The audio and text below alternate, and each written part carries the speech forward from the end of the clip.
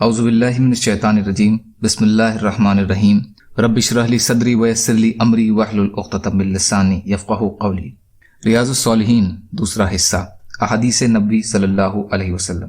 انتقال کیے ہوئے لوگوں پر بلا وجہ اور کسی شرعی ضرورت کے بنا برا بھلا کہنا حرام ہے، اور شرعی ضرورت یہ ہے کہ کسی بدعتی اور فاسق وغیرہ کی بدعت اور فسق وغیرہ میں اتباع کرنے سے لوگوں کو بچانا، اور اس میں وہی آیت اور احادیث ہیں جو پہلے ابواب میں گزر چکی ہیں۔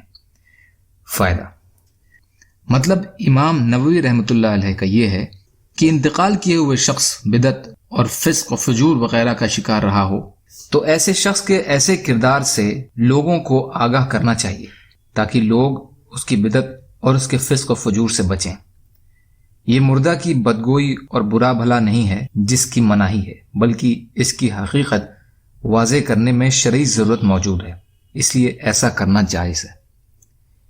ام المومنین عائشہ رضی اللہ تعالی عنہا سے روایت ہے کہ رسول اللہ صلی اللہ علیہ وسلم نے فرمایا، مردہ لوگوں کو برا بھلا مت کہو، اس لیے کہ انہوں نے اچھے یا برے جو عمل آگے بھیجے وہ اس کو پہنچ گئے۔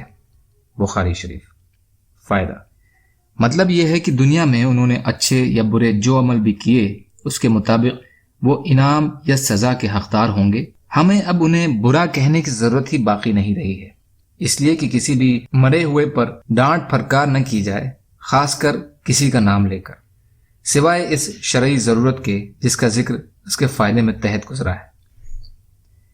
تکلیف پہنچانے سے مناہی کا بیان۔ اللہ تعالیٰ فرماتے ہیں، اور وہ لوگ جو بنا کسی وجہ کے مومن مردوں اور مومن عورتوں کو تکلیف پہنچاتے ہیں انہوں نے بے شک ہی بہتان اور کھلے گناہ کا بوجھ اٹھایا۔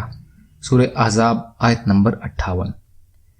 حضرت عبداللہ بن عمرو رضی اللہ تعالی عنہ سے روایت ہے کہ نبی اکرم صلی اللہ علیہ وسلم نے فرمایا، مسلمان وہ ہے جس کی زبان اور ہاتھ سے دوسرے مسلمان محفوظ رہیں، اور مہاجر وہ ہے جو ان چیزوں کو چھوڑ دے جن سے اللہ نے منع فرمایا ہے۔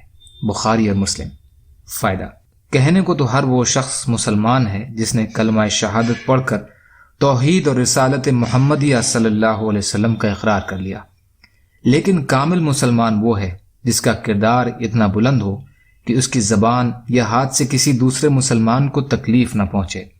اسی طرح مہاجر تو اصل میں وہ ہے جو اللہ کے لیے اپنے وطن اور مال اور رشتہ داروں کو چھوڑ کر کسی ایسی جگہ چلا جائے جہاں وہ آسانی سے اللہ کے دین پر عمل کر سکے، لیکن وہ شخص بھی مہاجر ہے جو اللہ کے حکم کے مطابق نافرمانی والے کاموں کو ترک کر دیتا ہے، اس لیے کہ ہجرت کے معنی ترک کرنے کے ہیں، وطن کو ترک کر دے یا گناہوں کو ترک کر دے۔ انہی راوی سے روایت ہے کہ رسول کریم صلی اللہ علیہ وسلم نے فرمایا، جو شخص اس بات کو پسند کرتا ہے کہ وہ جہنم سے دور اور جنت میں داخل کر دیا جائے تو چاہیے کہ اس کو موت اس حال میں آئے کہ وہ اللہ اور آخرت کے دن پر ایمان رکھتا ہو اور لوگوں کے ساتھ وہ برتاؤ کرے جو وہ اپنے لیے پسند کرتا ہو۔ مسلم شریف۔ اور یہ ایک لمبی حدیث کا حصہ ہے جو پہلے گزر چکی ہے۔ فائدہ اس میں ایمان پر جمے رہنے اور اچھے اعمالوں پر چلنے کی تاکید ہے، کیونکہ موت کا کوئی پتہ نہیں ہے کس وقت آ جائے، اس لیے انسان کو کسی وقت بھی ایمان کے تقاضوں اور اچھے اعمالوں سے غافل نہیں رہنا چاہیے تاکہ اس کی موت ایمان پر آئے۔ اس کا یہی مطلب ہے جو آیت وَلَا تَمُوتُنَّ إِلَّا وَأَنْتُمْ مُسْلِمُونَ سورہ آل عمران 102 کا ہے، اور مسلمان کو چاہیے کہ وہ ہر ایک کے ساتھ اچھا برتاؤ کرے جیسے اس کی خواہش ہوتی ہے کہ لوگ اس کے ساتھ اچھا معاملہ کریں۔ یا اللہ ہم سب کو کہنے سننے سے زیادہ عمل کی توفیق عطا فرما۔ یا اللہ جو مظلوم ہیں ان کی مدد فرما، جو پریشان حال ہیں ان کی پریشانیوں کو دور کر دے، جو قرض میں مبتلا ہیں یا اللہ ان کے قرضوں کو ادا کروا دے، جو بیماریوں میں ہیں یا اللہ ان کو شفاء کلی عطا فرما۔ ہم سب کو سچی توبہ کرنے کی توفیق عطا فرما۔ اللہم انا نجعلک فی نحورہم ونعوذ بک من شرورہم برحمتک یا ارحم الراحمین۔ لا الہ الا اللہ محمد رسول اللہ، والسلام علیکم۔